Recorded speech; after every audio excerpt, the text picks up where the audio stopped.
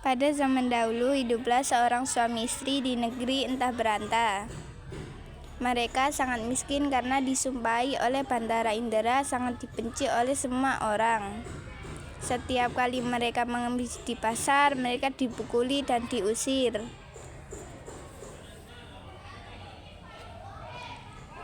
Hingga mereka tinggal di hutan.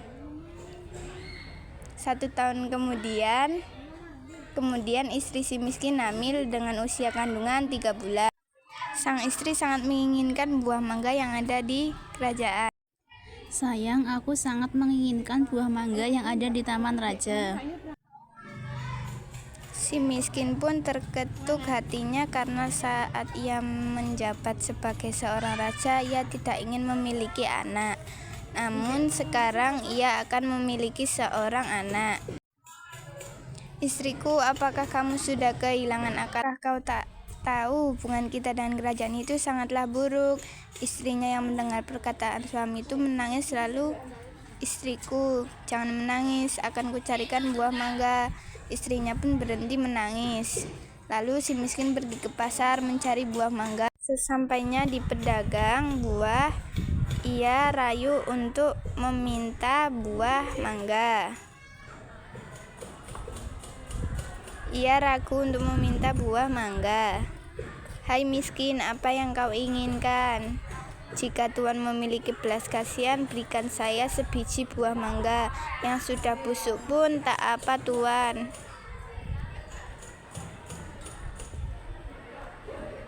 Sudah, ambil saja sekeranjang buah. Terima kasih Pak. Setelah itu si miskin pulang ke hutan. Sesampainya ia di hutan, ia memberikan kepada sang istri menolak dengan mentah-mentah. Dengan berat hati ia, Tuanku ampunilah, datang ke sini untuk meminta buah mangga yang sudah jatuh dari Mau kau apakan buah mangga tersebut?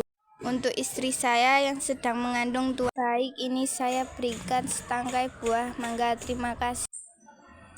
Dan memberikannya kepada sang pun bersenyum dan langsung memakannya. 6 bulan kemudian anak pertama laki-laki bernama Mahakarma. Saat ketika si miskin sedang menggali tanah untuk membuat sebuah tempat tinggal, didapatnya sebuah harta karun yang berisi penuh dengan emas yang tidak ada habisnya. 5 tahun kemudian, hingga beberapa waktu lama, miskin dan istrinya membuat kerajaan. Kemudian si miskin berganti nama menjadi Maharaja Indra Angkasa dan istrinya yang bernama Tuan Putri Ratna. Tidak lama kemudian lahirlah anak kedua yang bernama Kesejahteraan dan Kemakmuran Pusaka di bawah kepimpinan Maharaja. Tidak disukai oleh Maharaja Indradewa. Kesukaan Maharaja Indra diperlihatkan dengan cara menyuruh peramal untuk meramal anak Maharaja Indradewa. Anaknya menjadi sumber kehancuran dan Maharaja Indradewa menyampaikan apa yang dikatakan oleh peramal. Maharaja Indradewa dan istrinya teramalkan palsu tersebut. Alhasil ia mengusir putra dan putrinya untuk negeri ke Puspitasari. Kedua anaknya pun meninggalkan negeri tersebut. 1 bulan sekarang kondisi kerajaan menjadi runtuh berantakan dan tidak terkawan.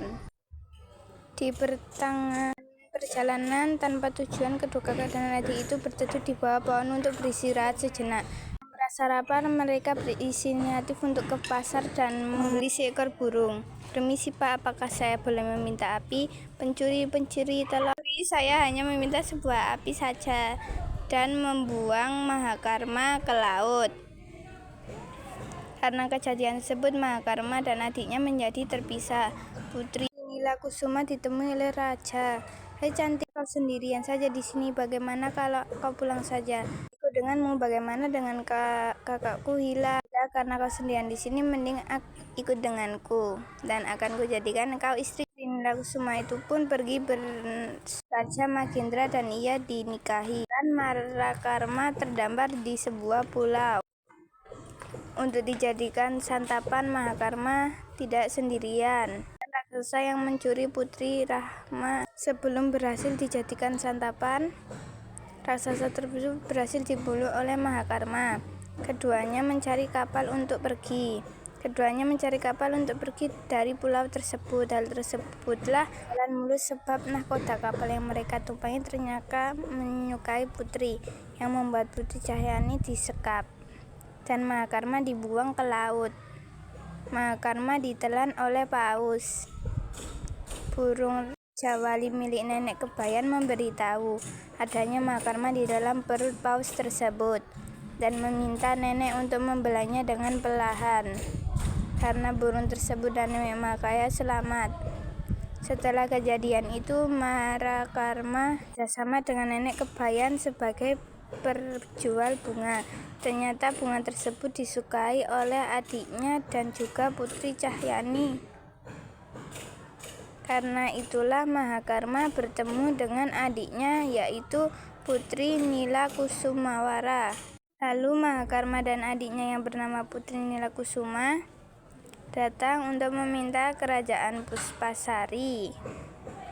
Dan dari kerajaan itu Mahakarma diangkat menjadi raja di negeri Puspasari. Tamat.